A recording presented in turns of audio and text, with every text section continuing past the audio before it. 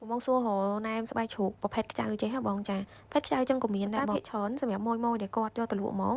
ប្រភេទគូខ្ចៅអញ្ចឹងគាត់យកតែសាច់ត្រីឯងបងហើយខ្ញុំពងបង្ហាញជូនបងហ្នឹងប្រភេទសាច់ត្រីសុទ្ធបងខ្ចៅហ្នឹងយើងមានស្លឹកកទួតចា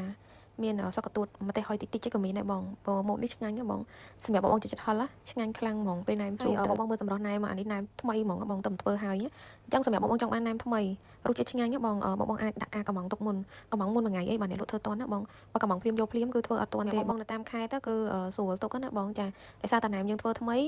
ទៅពីខ្ញុំទៅអត់តន់ជួយបងមួយយប់ពីរយប់ណែមខ្លះអាចឡើងដល់3យប់ឯតាមអាកាសធាតុជាក់ស្ដែងបងអញ្ចឹងណែមថ្មីដល់ពេលវាកាត់ជូរទៅរសជាតិវាឆ្ងាញ់បងព្រោះឯណែមវាថ្មីវាអត់ដូចណែមយើងទុកយូរយូរបងដែលគាត់ចង់បានតម្លៃបោះដុំអីបងជួយឆាតមកពេកណាដោយសារវាមានច្រើនຂະຫນាតមែនតើបងបើខ្ញុំនិយាយក្នុងវីដេអូនេះខ្ញុំនិយាយអត់អស់ទេបងឆាតមកពេកបងជួយសួរបញ្ជាក់ជាមួយនឹង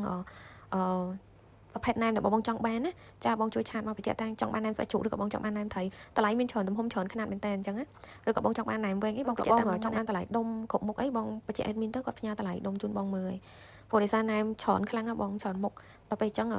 បងខ្លះគាត់ឆាតមកសួរលក់មិនអញ្ចឹងអត់ដឹងថាបងចង់សួរប្រភេទណែមមួយណាអញ្ចឹងណាឬក៏បងគ្រាន់ចង់មើលតម្លៃចង់ដឹងតម្លៃស្វេតម្លៃឬបងចង់កំណត់ថាត្រូវយកប្រភេទណាទៅលក់អញ្ចឹងបងអាចឆាតមកបានណាតាម Telegram ឬ Page អរគុណ